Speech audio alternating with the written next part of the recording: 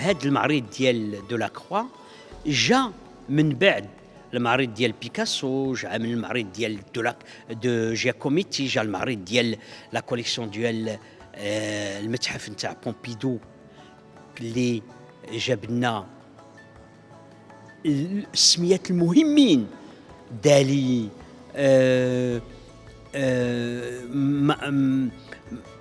ماتيس أكبر الفنانة جاو لهاد البلاد لهاد المتحف زارونا هنا في المغرب. وجا من بعد هادي آخر المعرض هو المعرض ديال لي زامبرسيونيست باسكو جا رونوار فان غوغ موني. دونك هاد لي زارتيست موني رونوار فان غوغ ماني هاد الفنانة كلهم جاو للمغرب. كيفاش شي واحد كان يخمم ولا يحلم بين ما هادي غير 10 سنين من الفلاح غير شفنا 20 في اللور، كيفاش كان كيحلم شي واحد غادي يجي دولاكروا، غيجي بيكاسو، غيجيو لي زامبرسيونيست، غيجيو لا مودرنيتي، غيجيو كاع هاد الفنانة لهنايا للبلاد، ويكونوا كل واحد كل مغربي وكل اللي غادي يزوروا المغرب كيجيو يشوفوا هاد الشيء. حتى واحد ما كانش كيحلموا، حتى انا ما كنتش كنحلم به. ودابا الحمد لله هاد اللي كيدار دابا في المغرب راه مهم، وراه الناس خصهم يفهموا راه المغرب ولا واحد المستوى في الثقافه مهمه بزاف. Alors cette exposition, oui, c'est un retour de Delacroix au Maroc après pratiquement 200 ans après le voyage, c'est le voyage date de 1832. Les dessins qu'on voit au début de l'exposition, il les a fait sur place. Tous les objets qu'on peut voir qui se déroulent sur ce ruban jaune un petit peu qui structure l'exposition, des céramiques, des armes, des textiles, il les a achetés sur place et avec une idée bien précise, c'est les utiliser ensuite pour en faire des tableaux. Alors évidemment, les tableaux, les gravures qu'on voit dans la deuxième partie de l'exposition, ils n'ont pas été faits au Maroc, mais ils évoquent le Maroc. Et c'est un Maroc reconstitué d'après ses souvenirs.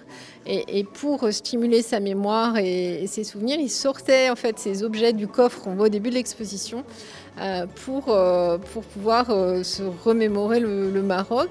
Et on peut s'amuser à retrouver certains des objets dans les tableaux.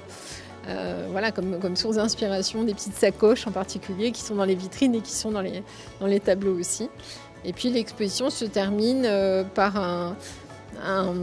une vision qu'ont pu avoir les artistes de la génération ensuite, après Delacroix, parce que le voyage au Maroc a été tellement important. Delacroix a peint des tableaux qui ont tellement marqué l'histoire de la peinture que ça a pu donner envie à beaucoup d'autres artistes ensuite de venir au Maroc.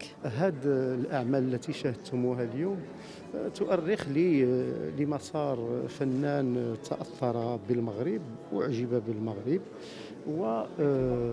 وأيضا أعجب بثقافة التعايش التي كانت سائدة في المغرب وسمحت له بالولوج إلى بيوتات مغربية، سمحت له بقضاء مدة جميلة في طنجة، ثم بعد ذلك بمكناس، ثم بعد ذلك مسار الرحلة عودته بعد أن قام بزيارة أخرى إلى سيفي، ثم عودته مرة أخرى إلى المغرب، وانطلق أخيرا بعد تقريبا أكثر من 6 أشهر من الإقامة في المغرب انطلق ليعود إلى طولون قبل أن يذهب إلى باريس.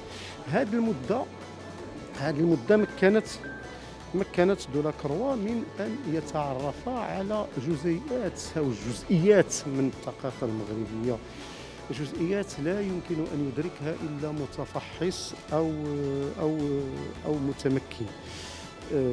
لا أظن هنا أننا نتحدث فقط عن اللون أو عن الضوء، ولكننا نتحدث أيضا عن بعض الخصوصيات الثقافية التي أدركها دولاكروا، عن طريقة ركوب الخيل، عن طريقة اللباس.